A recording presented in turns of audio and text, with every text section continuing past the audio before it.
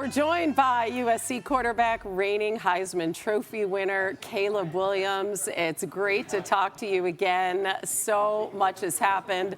The Heisman, the Maxwell Award, AP College Football Player of the Year. Heck, you won an ESPY last week.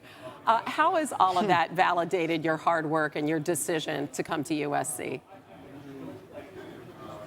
Yeah, it's been good. It's been, like you said, it's been an interesting couple months, especially with the new ESPY thing. I was on a plane coming back from something, and it was about 10 o'clock at night, and everybody started to, like, when we started to send, everybody started texting me and saying congrats and stuff, and I didn't know what was going on.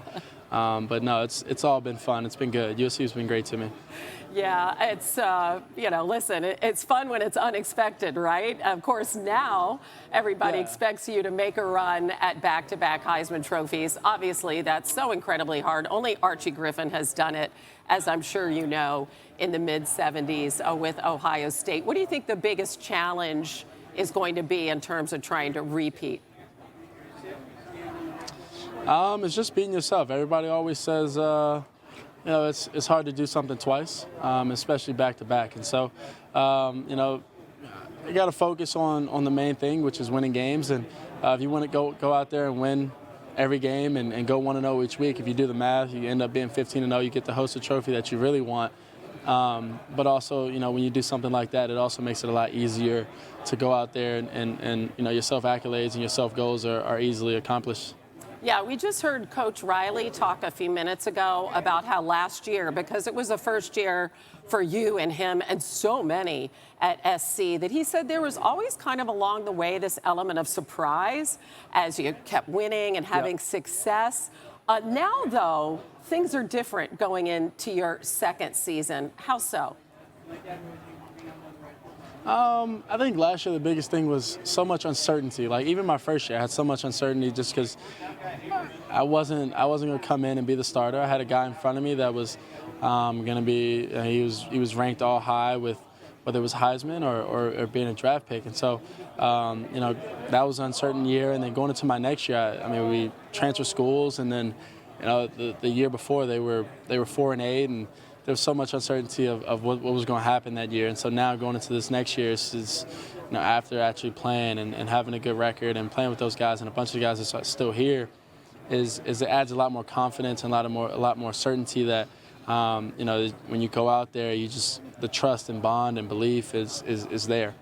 And what was it about Coach Riley? Listen, on the outside, we hear so much about him, but you play for him and you wanted to follow him, from Oklahoma to SC. Yeah. Why? Yeah, I think the biggest reason is, for me, in that moment was, one, I didn't want to feel like a freshman again. Going to a new school and having to learn the playbook over and things like that, or a new playbook.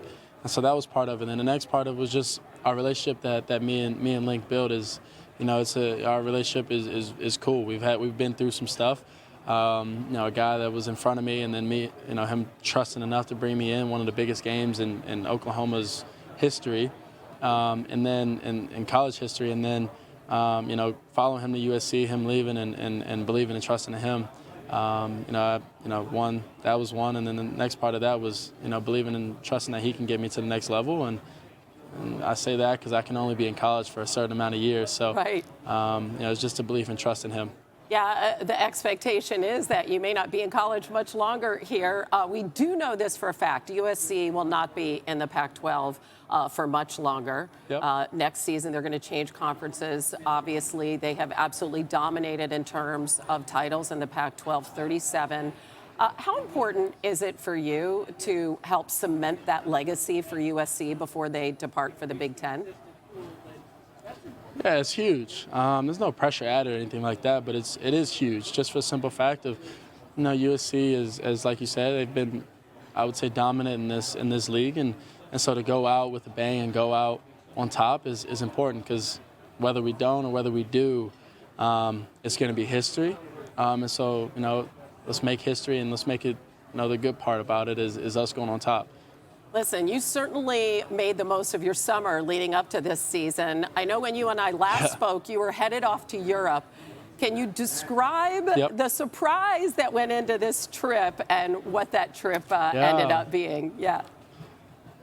Yeah. And so we had, I'm saying we because I surprised my mother 2 days before, I believe it was like 2 or 3 days before we actually were going to leave to go to Europe.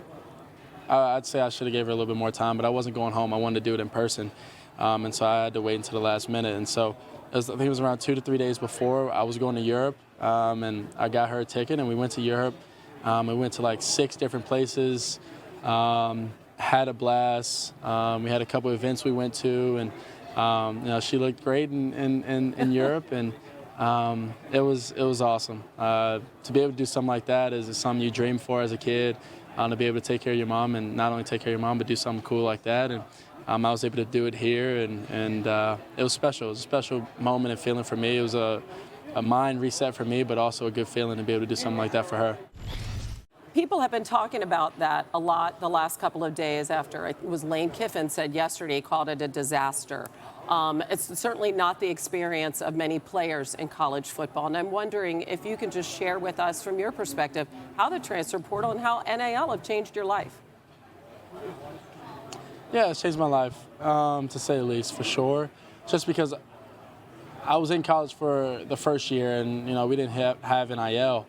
Or I didn't do anything with NIL, so I went, you know, a whole year just off a stipend and stuff, living the college life. And then year after we started, and that was when I got to USC, and I had the brand deals, I had all of that, and so, you know, when I got to USC, it just kind of opened more doors within the brands and stuff like that. So I was meeting different people, and with that being said, I was able to do certain cool things like giving my teammates, I don't know, 100 and some pair of beats, and the coaches and stuff, and things like that. Just being able to provide for my teammates and care for them and things like that. For, you know, maybe the people that are walk-ons or maybe people that aren't getting NIL deals like that. And so being able to help provide, and then also me being able to take care of myself fully and you know, be on my own and be independent and, you know, not, you know, wave at my parents and say, hey, I need this. It's, you know, I'm able to take care of myself and do all the things that I've always wanted to do. Listen, I know you have a lot of football to play. I have that Notre Dame game circled on my calendar on August 14th, and I asked you to take it easy on the Irish. Do you want to share what your response was when I asked you to do that? Was my response? Your response was no way. Oh, yeah, I was going to say either sorry, can't do that, or no way. That was going to be my 2 responses. It was emphatically like, I'm going to go in there, I'm going to go to South Bend and win. Listen, Caleb, we wish you all the best, my friend. Thank you. Have a great season. Thank you. Thank you so much. Thanks for watching ESPN on YouTube. For live streaming sports and premium content, subscribe to ESPN+.